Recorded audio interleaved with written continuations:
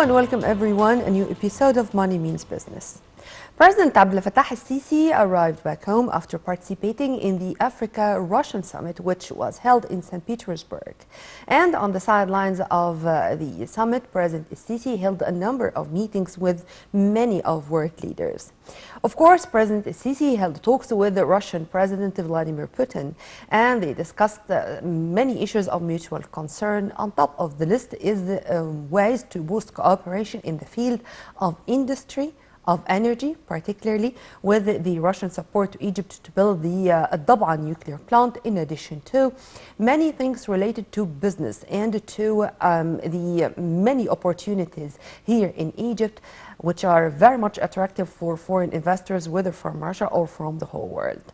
Also, in a very important point, or many points to be accurate, in the speech of the president before the summit, he talked as in the capacity of Egypt as the president of Nepal, and to call on all world leaders and on the African leaders to cooperate together to achieve economic integration for Africa.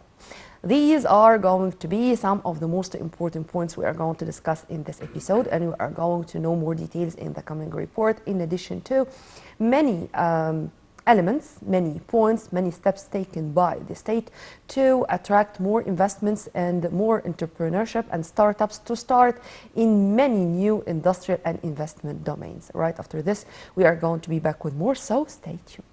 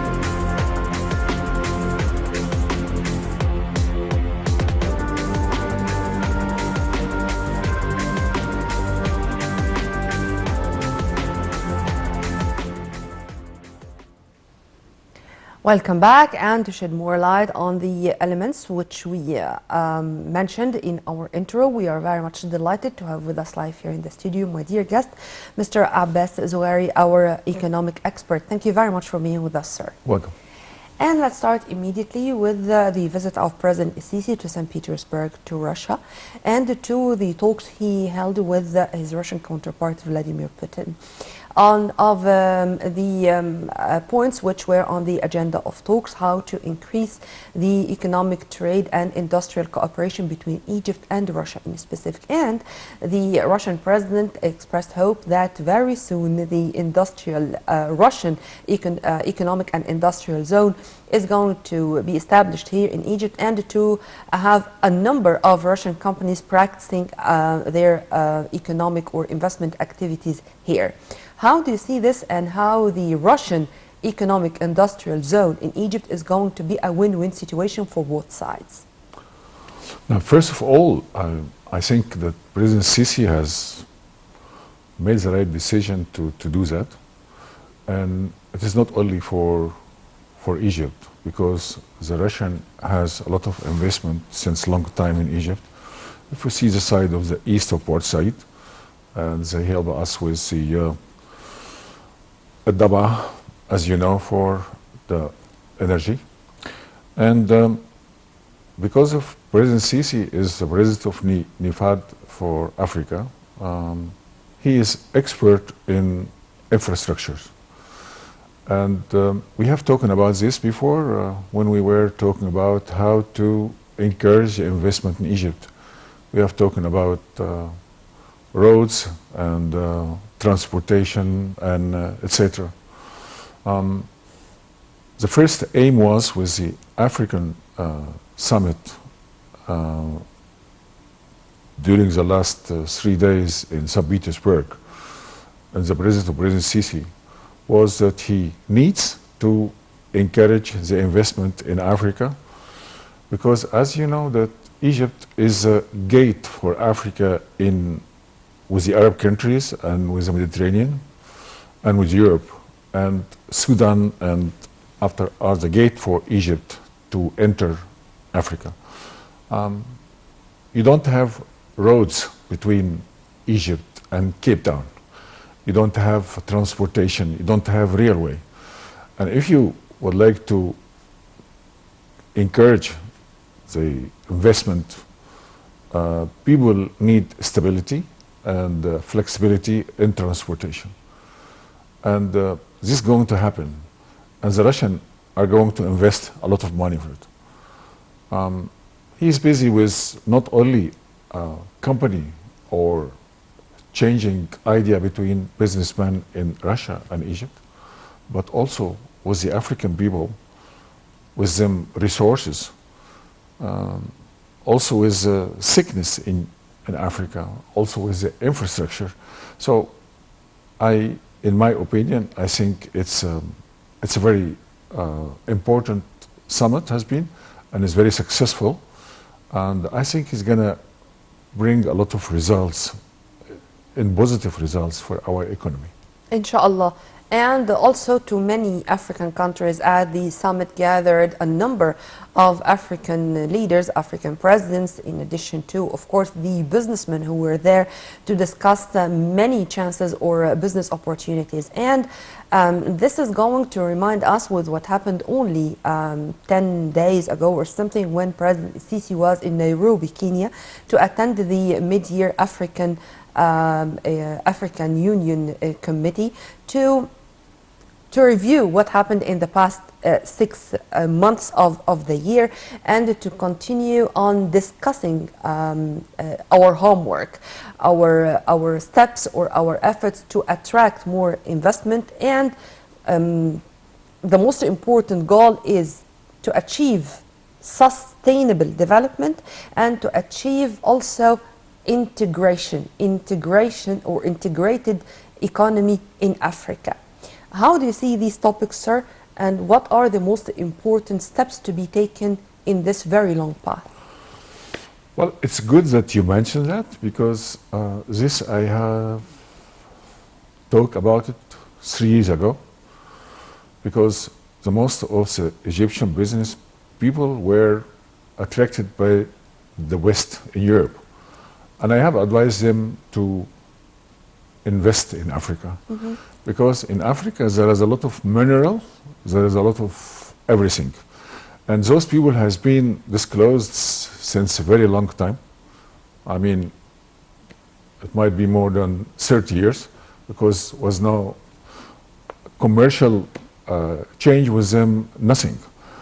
And I think President Sisi will succeed to element and also to gather the African people to think in one way, and the one way is development of them country, because in Africa there is a lot of problem. I have said sickness, medical treatment, education, roads, transportation, everything.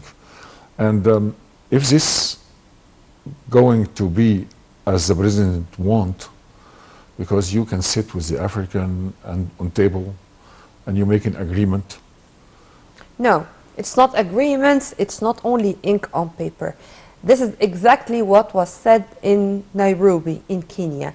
President Sisi spoke about education and health. And he said that we are ready as Egypt to exchange experience in those two domains, and particularly with Decent Life Initiative, because he said that all peoples in Africa, they really deserve to live in a decent way. And to introduce the educational and health service is a first priority. Yes. But we do that since a long time in education and in health.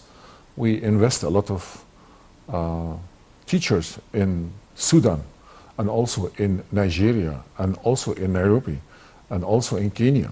And Al-Azhar has a lot to share with them long ago.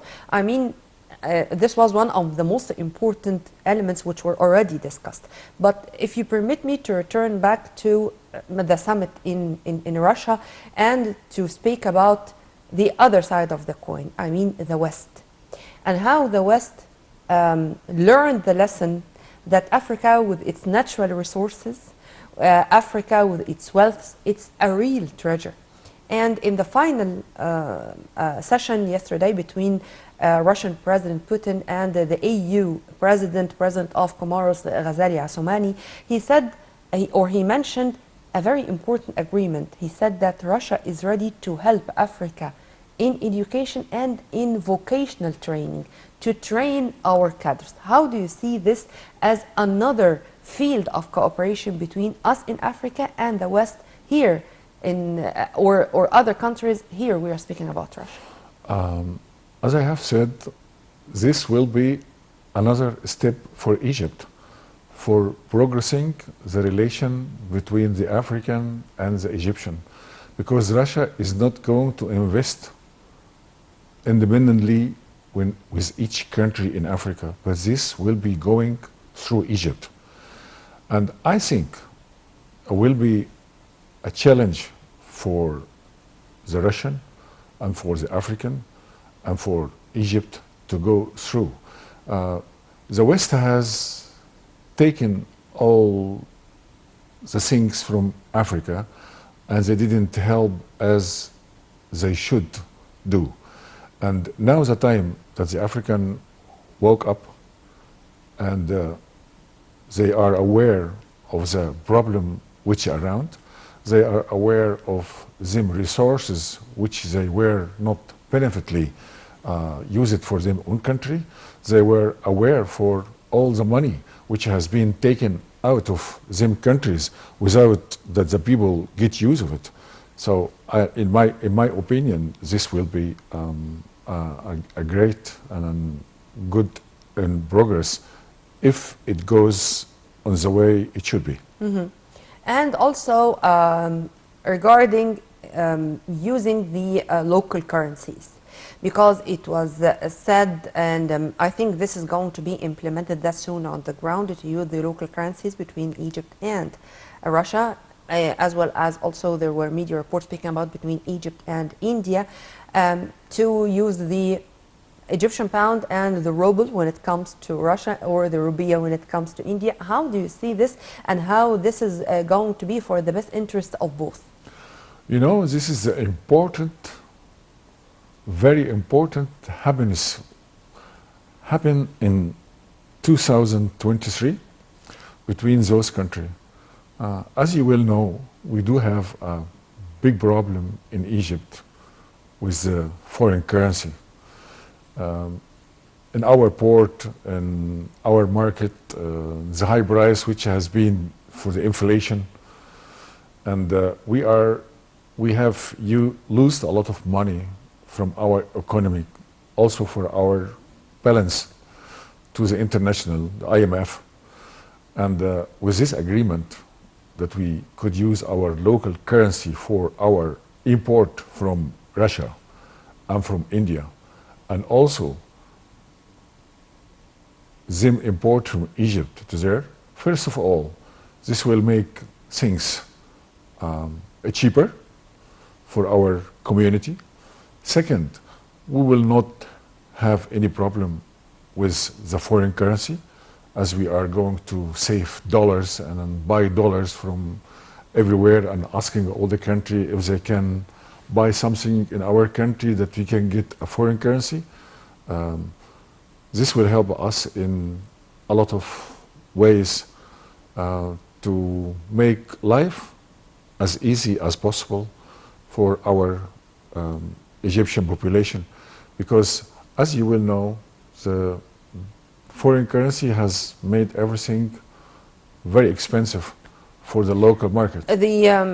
The hiking prices, it's all over the world, with inflation rates, with raising the interest by the US Fed. This is, the whole world is suffering regarding the very, very negative repercussions, whether for the COVID-19 for 3 years, and after that the Russian-Ukrainian crisis. And regarding the IMF, I'm going to return back to this because I do have IMF remarks on Egypt's economy, but if you permit me, I'm going now to have this phone with Dr. Osama Murad, our economic expert. Thank you, Dr. Murad, for being with us. Thank you, my pleasure. Sir, I'd like to discuss with you the latest visit by President Abdel Fattah al-Sisi to Russia and the important talks which took place between him and Russian President Vladimir Putin, in addition to some African leaders who were there attending the Russian-Africa Summit. Among the most important remarks by the President in his speech is to try to reach a consensual a solution for the grain deal, because it has such negative repercussions not only on Egypt, on all Africa, and maybe on the whole world regarding the hiking prices. How do you see this as something which was very much emphasized in the President's speech, and to add to what we have started already regarding our efforts to achieve economic integration in Africa and to try to help the African states to go out from the economic crisis the whole world is suffering from? Well, it's always, in politics, it's always a win-win situation where countries complement each other and fulfill each other's needs. Russia is trying to escape the American dominance and the dollar trade and create a new economic force and set grounds for the BRICS alliance. Mm-hmm. Meanwhile, all Africa is reliant both on Russian and Ukrainian grain, which both only can be exported with the support and of Russia. And so it's extremely vital that both parties talk. Russia historically has a strong influence and good relations with Africa through supplying arms, supporting regimes, and supplying food. Mm-hmm. And at the time where lots of Western countries were shying away to invest in Africa, Russia was always there, and Russia also politically at the UN supports Africa lots of times. So it's a two-way stream. And President Sisi, of course, speaks on behalf of Africa and on behalf of Egyptian interests, and that is vital for the African continent and for the bilateral relations between Africa and Russia. Yes, sir. But in the final session or the press conference which gathered Russian President Vladimir Putin and the Comoros president, who is also the president of the EU after the Russian-African summit, President Ghazali Assoumani said a very important point. Of course, we do appreciate and welcome the help of Russia and the support of Russia regarding food, regarding commodities to Africa, as Africa is really suffering economically after the Ukrainian-Russian crisis. But he said it's not enough. We need this conflict to have an end, because any support or any kind of aid is going to be temporarily. But when the crisis or the conflict has an end, this is going to solve radically the problem. How do you see this? I'm not so optimistic in a fast end. Africa doesn't play such a significant role, and the impact will not be big because it will take a long time till the Ukrainian infrastructure built, till the even if the war stops now, it will take another 12 to 18 months till life gets back to normality. We're seeing a global food price inflation, which is a bigger effect on Africa, and which we are seeing has extreme impact on Africa. So it's maybe a little bit on the optimistic side, but not real. Real in terms of the current economic situation. One final question, sir, regarding the reports which said that in the coming period, one of the solutions to the current global economic crisis is to use the local currencies, and to particularly use the local currencies in such important or national security commodities like the grains, for example. I think that this is going to be a big part of the solution, if you agree with me on that. Unfortunately, we have to separate between the payment and the trade situation. Meaning, we have tried bilateral trade, specifically with Russia in the 60s. It didn't work. As long as we have a trade imbalance in Africa in general and in Egypt, then we are under pressure of foreign currency, regardless which currency this is. Even if you trade based on the local currency, Egyptian pounds or Russian ruble, at some time you have to pay for that. It's a mechanism for Russia to escape global embargoes and boycotts, but it doesn't help. It just helps that you also avoid that the world is liable to global trade and the Fed's decision to raise interest rates, while the rest of the world might be suffering from food price and petroleum price inflation. Well, Dr. Osama Mourad, our economic expert, thank you very much for your input, sir, and have a very good night. Turning back to my dear guest live here in the studio, Mr. Abbas Zoghary, our economic expert. Sir, just before having Dr. Mourad, you mentioned the IMF during your answer to one of my questions. I do have some remarks by the IMF on Egypt's economy. The IMF remarks on Egypt's economy remain positive despite challenges.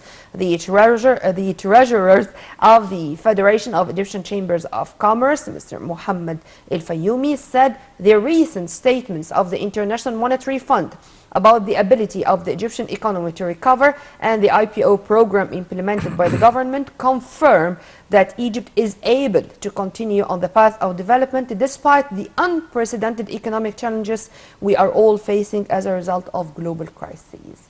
Your comment?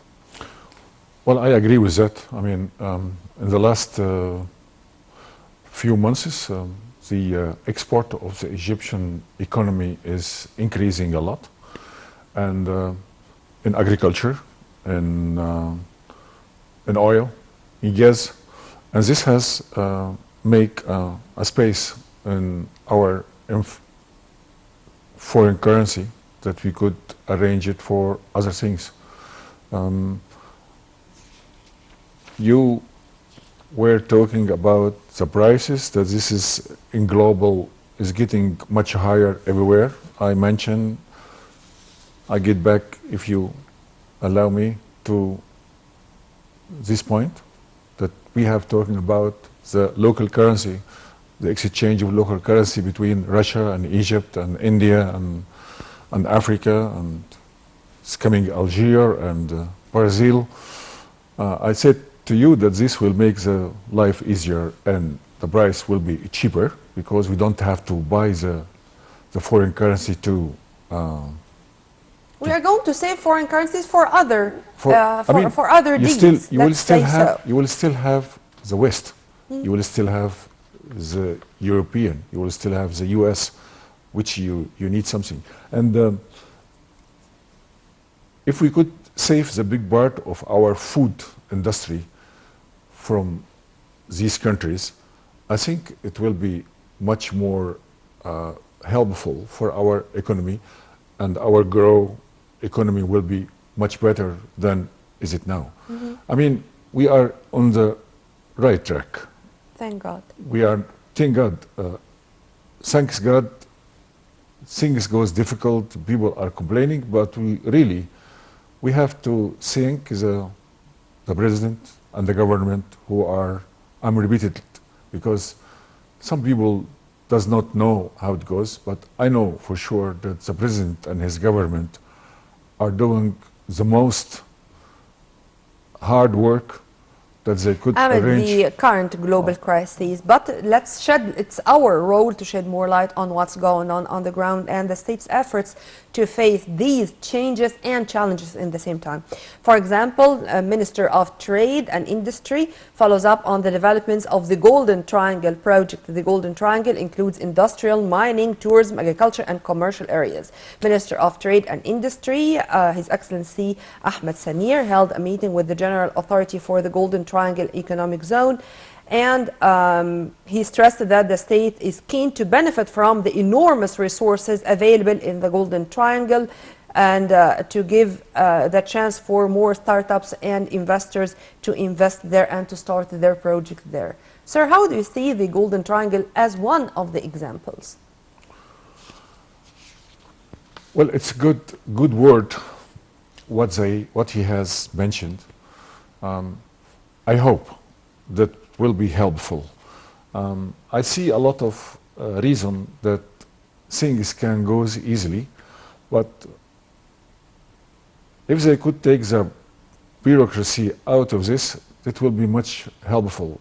I mean, I agree with what she said, but in practical, I will advise them to do more things interior, that this can be successful. That's my answer to you. And also, I think that this is what's going on the ground with the Golden License. Yes. The Golden License is another step to get rid of all bureaucratic efforts and all papers which should be signed. No, this is not the case right now. And to move to another thing related to what you have just said, the chairperson of the Industrial Development Authority told reporters that Egypt is to offer industrial land plots to investors within a month. The lands to be offered are in the cities of October, 10th of Ramadan, Sadat City, as well as in Al Fayoum, Bani Suwaif, and some other governorates in Upper Egypt. We have talking about it. First, we start with one spot shop. That we can make things easy for the investors to, or either from abroad or internal. We have a lot of Egyptian investors here, which they got a lot of money. And I'm asking the government and the president to make life easier for them for arranging those certificates, paperwork, to take the bureaucracy out of them way, to arrange the tax. What we are doing is this for. We need the Egyptian to work. We have a lot of youth, and we need to create opportunity for those youth after they finish their study, that they could go to some of the company to work and not stay on the street without work. One spot shop means a lot for a lot of company. Let's take all the paperwork out, and I am absolutely positive about it because I have been in the port in Alexandria, and I saw that they have made a big building for that, So we don't have to go from here to there. They gather everything together and they started moving it. It is not very quick, but it's in a positive way. So my positive feeling about it is going to be right. But it's not only the work of the president. No, it's the work for there each is Egyptian. the Supreme Council of Investments, and the Supreme Council of Investment is presided by President Sisi, but it's gathering all the, let's say, economic circle, in addition to concerned bodies to implement on the ground what you've just said. The golden license is a single approval for establishing, operating, and managing project, and it's granted to companies by a decision of the cabinet. And by the way, there are 40 new golden licenses are to be issued that soon. It works, but it needs control. And believe me, if they're going to control it daily, that will be very successful. But the problem which we have here, we arrange everything and we make all the promises. When we are leaving in the ground to who will go on with it, it goes slowly. In Egypt, you need control in every ministers that things can go quicker. I don't know if this is going to be surprising or no, but sir, among the decisions which we're taking, that there is a control unit in the cabinet to monitor what you've just said, and every 3 months there is a detailed comprehensive report on all what's going on to see if there's something which was late or a decision which was not taken. They are going to say to see how, why, and if there is somebody who was behind that. I don't think that he is going to find a I will place ask you there. if they could do it. I will ask them if they could Inshallah. do it each month and not every 3 months, because we need that in Egypt. We need to make it faster, it's okay, but we started, and of course, better late than never. To have or to speak about one of the examples of the state's strategy to localize industry and to open new horizons of cooperation with our allies. Egypt, Hungary discuss cooperation in localizing transport industry. Minister of Transport, Kamil El-Wazir, and the Hungarian Minister of Trade and Foreign Affairs, Peter Ziyarto, I hope I'm pronouncing his name right, held an expanded meeting in Budapest to discuss strengthening joint cooperation between the two sides in various fields of transport, especially in the field of railways and field of localization of the transport industry in Egypt. How do you see the progress in this field in specific, sir? Perfect. First of all, I would like to thank Mr. Kamil El-Wazir for his hard work and for his idea and for his traveling from the east to west to localize the industry in Egypt. Which admire me with this minister is he is trying to do the industrial in Egypt from A to Z. So he tried to localize all the investors who comes to Egypt or the Egyptian to manufacture the needs of the industry in Egypt and not to import it from abroad with foreign currency that can be heavy loaded for our country. You mean, sir, if you permit me just to simplify this for our viewers, to use the local materials. Yes. To have the materials here. Here. And this is also to follow the presidential instructions regarding not only localizing industry, to localize the production components, because this is going to be sure an added value to our local industry. If you want to elaborate on that. Which I meant, and I said all the investors and all the factories in Egypt, they were closed because they couldn't import the needs of them production from abroad, which was wrong investors. But with the Minister of Transportation, I'm following his work, I'm following the way he's work. He trying to manufacture each part which he need in Egypt. And he does not need to import the things from abroad. A lot of investors has came to Egypt. And of course, they bring a lot of currency in Egypt, which we needed. But also, they import a lot of needs for the industry from their own country to Egypt that we can industriate here. And this, I hope, in the future, that this will be changed, that we could be independent in our production and our manufacturing. We should have this balance, if we can call it this way. And let's continue with some of the details of this meeting between Minister El-Wazir and the Hungarian minister. They discussed the rates of supplying the deal of 1,350 new railway vehicles for passengers, considered the largest in the history of Egyptian railways. He has made a step with the president that doesn't happen since very long time. And it's not only in Egypt, but I think it's worldwide. If I see the changing of transportation by the railway in the moment, the roads that he has built, that's magnificent. That is something which we have to be proud of it, which we have to thank God that helped us to arrange that in Egypt, because we need it badly since very long time, and it makes the life easier for us.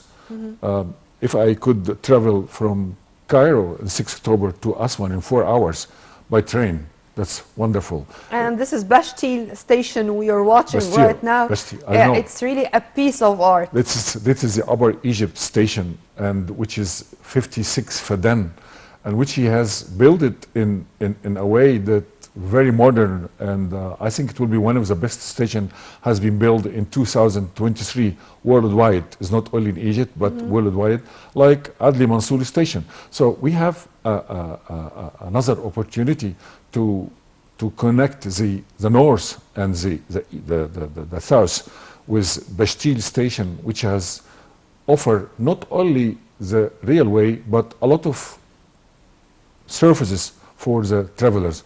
Also the metro line, which has been surrounded on all the road. No, it's in this. The ports, the dry ports, the new. We have a lot of port, new port in Alexandria, in Sokhna, in everywhere. I mean, Damietta, of course. But there are important messages sent by this meeting when, for example, Minister El-Wazir said, this came in the framework of the ministry's implementation of a comprehensive plan to establish a number of factories for the manufacture of mobile units of all kinds through cooperation with major specialized international companies. I mean, the exchange of expertise, the exchange of new technologies, as the Hungarian minister affirmed the full support of the Hungarian side for the settlement of the transport industry in Egypt. I mean, to start from where they ended, not to start from scratch. From the start, that's correct. I mean, how do you see our way to benefit from the other developed countries' experience in many fields, and here it's the field of transportation? I think this is the right way, on the right direction, which we have used, which we have tried to communicate with the people, the expert. The exportation of the railway is coming from Hungary, and then it's coming from abroad, and he's doing it perfectly. I have no other word to say than I say thank you. I mentioned this, sir, because among the other fields of cooperation which were discussed, the field of sending railway engineers to Hungary for training on railway technology, on the new methods, especially with the ministry's implementation of a comprehensive plan to graduate new generations of young engineers who can keep all the time pace with the great developments in the transport field.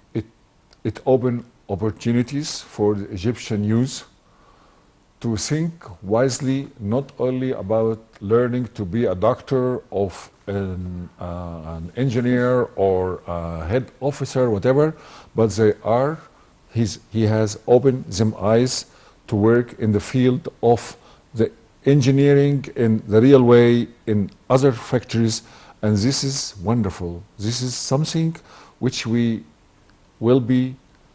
Sir, if you permit me, I like the word comprehensive. I mean, it's not only about the vehicle or the machine. It's to qualify the cadres.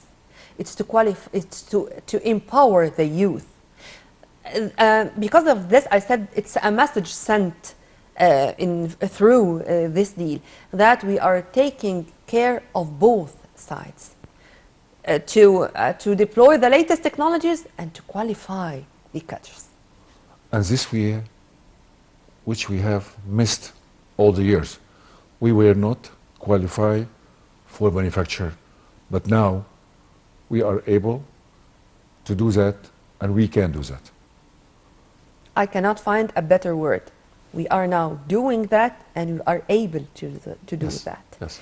Then, inshallah, we are on the right track, and despite all the challenges and all the global crises, inshallah, we are going to step forward on the right I would path. like to say only one word.